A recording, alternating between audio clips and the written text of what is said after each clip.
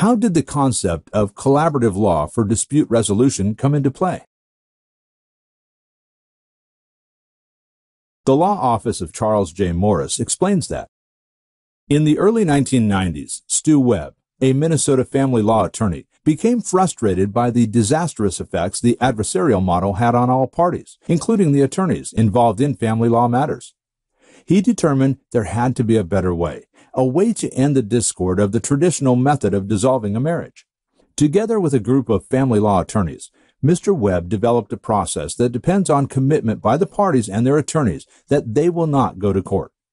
The defining feature of collaborative law is that the parties and their attorneys enter into a stipulation at the outset of a case, including agreements for informal discovery, open exchange of ideas, a commitment to the process, and, most importantly, an agreement that they will not go to court.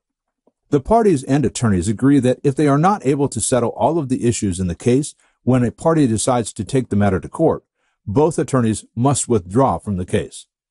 The agreement also typically includes a stipulation that documents prepared during the process are inadmissible in court unless both parties agree.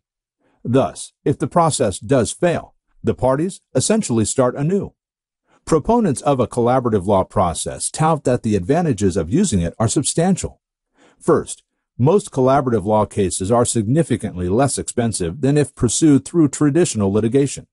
Second, collaborative cases often take less time than adversarial cases. Finally, an atmosphere of cooperation rather than conflict allows the parties involved to focus on the real issues rather than destroying each other, thus ending the process more amicably than they ordinarily might. However, collaborative law is not foolproof. The biggest disadvantage is the extra cost involved if the process fails and the parties must hire new attorneys.